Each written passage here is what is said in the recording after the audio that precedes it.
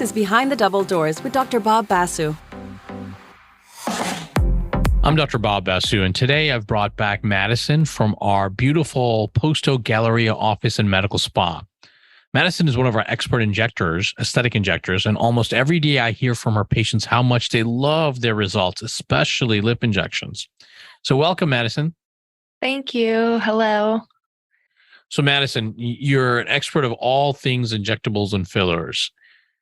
What are some of the hottest trends in injectables right now? Lip filler went through a period where the large lip was really popular. I think a large lip is still popular, but it's calmed down a bit. You still see the millennial generation wanting that fuller lip. I think all women want some form of a full lip, but my philosophy on that is to create a natural enhancement that it works with your natural features. And so that's what I like to say that I specialize in. Getting a natural result, but also enough volume that you can see, but something that you can walk away with that you're happy with, that somebody isn't going to look at you like you've done something very, very different to your face. So most recently, you had a patient a few days ago who had filler in her lips that were done somewhere else, and that filler migrated. What did her lips look like when she came to you, and how did you approach helping her? It's more common than you think. And it's, of course, like many things, is multifactorial. Patients go to med spas that they may not know the credentials of who is injecting them and things like that. It depends on how the injection was done. And it also depends on the type of filler, in my opinion, as well. So products that don't necessarily have a lot of structure, but are very hydrophilic, meaning pulling in a lot of water content, that are made to enhance volume, but not necessarily enhance structure. And that the injection technique has allowed that filler to migrate past what's called the vermilion border. Basically, the line of your lip in layman's terms, the line of around the lip that's kind of at that color transition. Mm-hmm. When you start to see volume outside of that vermilion border, I'm concerned for migration. And that's when I say, it's in your best interest to have some of that dissolved. So how did you do that? How do you dissolve too much filler when filler's in a place where you don't want it to be? You want to maintain some of that volume component, of course, with the filler that is inside the cutaneous lip itself. But when I see it outside of the vermilion border, I'll take a cannula, which is basically similar to a needle, but it's blunted at the end. So in theory, it has less trauma to the soft tissue. I'm going in and using something called Hylenex or hyaluronidase that dissolves that filler component where I want it to go away. By doing that and taking away the fullness above the vermilion border, I take away what's keeping me from elevating the lip structure. Because if I don't, I'm going to always be fighting against gravity, so to speak. If something's sitting on top, I can't make it go higher unless I take off what's weighing it down. Excellent. So if you're listening and you think you have too much filler that was put in, or your filler's migrated, Madison has some great options to help dissolve it and reverse some of those undesired effects. So Madison, can you tell our listeners how long did this process take to correct the migrated filler? Yeah, so it's not a one and done. Sometimes dissolving, it takes, a step or two. I have patients come in every 1 to 2 weeks so that I can assess. Hylenex or hyaluronidase does dissolve filler pretty immediately, but we also have swelling associated with the procedure that may confound the result, or i.e. make me not able to see how much effectiveness it's had. So I have patients come in every 2 weeks once I've dissolved them once, and then they come back again to see if they need more. Once I'm satisfied with that, then I can come in and refill them. So for our listeners who may have too much filler or the filler's migrated and they want to reverse it or correct it, Madison, is it obvious when they're receiving Hylenex, meaning the dissolving agent? Like, do they look bad while process is going on? Can you give us your insights on that? So twofold answer. So sometimes patients don't know that they need dissolving because they don't know what the problem is. And so it's up to the injector and the expertise to kind of tell them what the issue is. But on the other answer of that question, when I inject Hylenex or hyaluronidase, it is a liquid. So when I'm injecting it, it can make the lip pretty swollen looking or very full. But usually that goes down in, 2 to 3 days. And then obviously the swelling tends to last a little bit longer than that, of course, 1 to 2 weeks. But the liquid itself will start to kind of be taken care of on its own after 2 or 3 days. But it can look a little bit fuller after I inject the dissolving agent, definitely.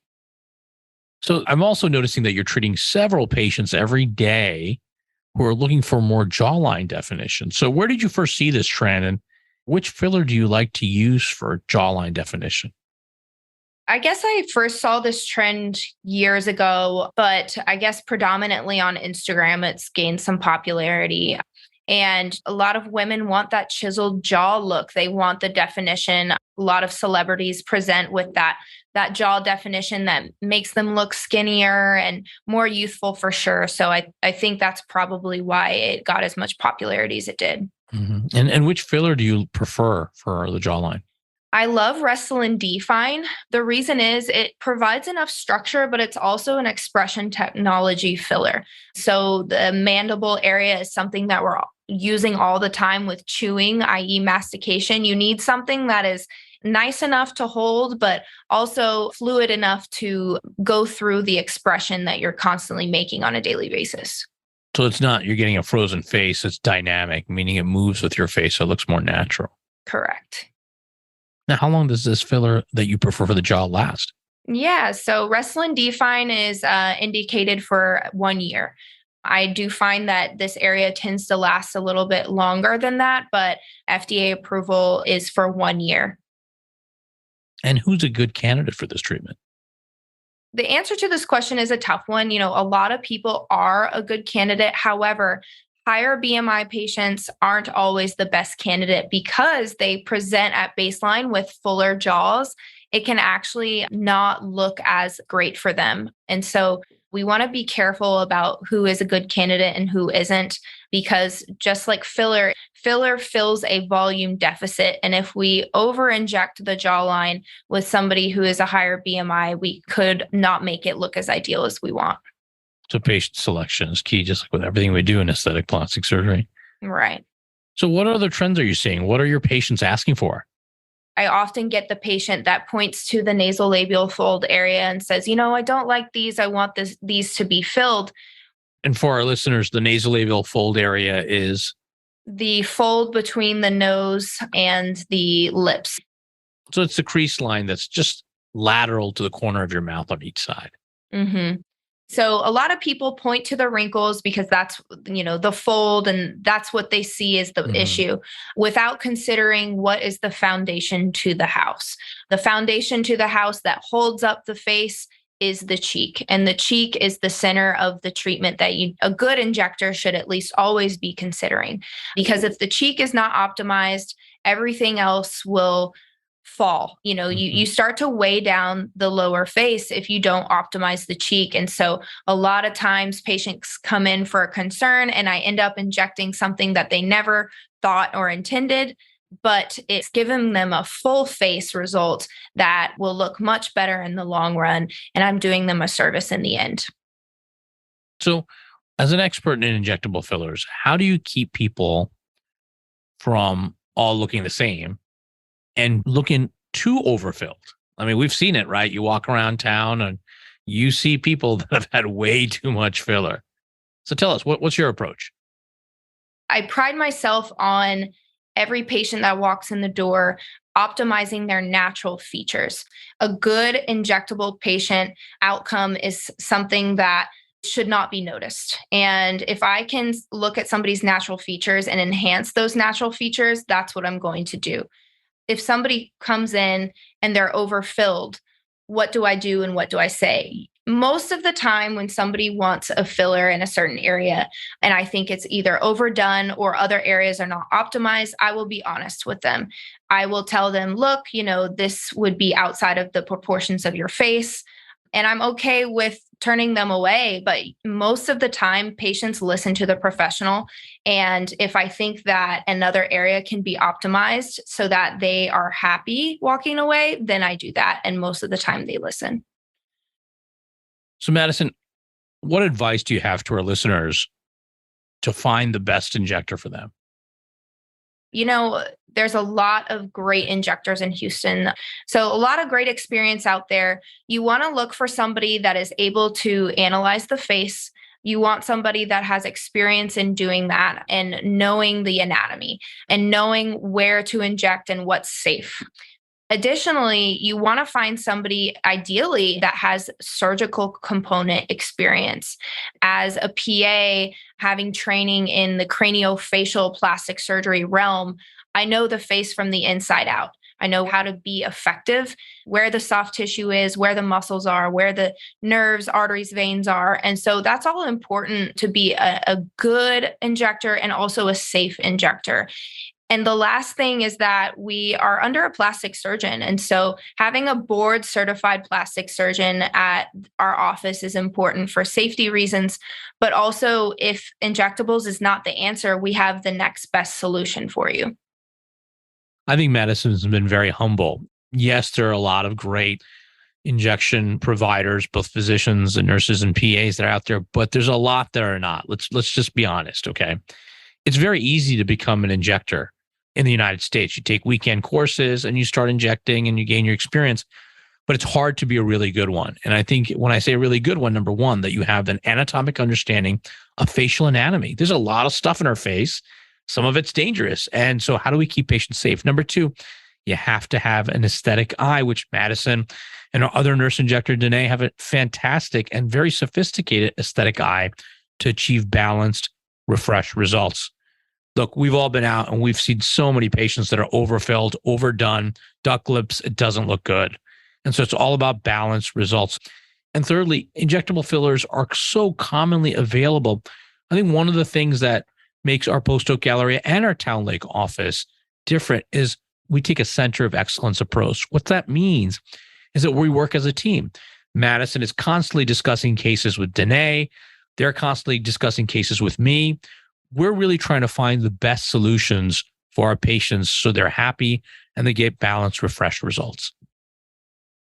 So you've been a Post Oak for a little while now, so it's now your local hood. So what are some of the 1 to 2 best secrets around our Post Oak Galleria office? I thought about this for a little bit. The cool thing about our Post Oak office is that we have a good bit of services, all the way from aesthetics to plastic surgery. It's almost like a one-stop shop for all your needs to be addressed.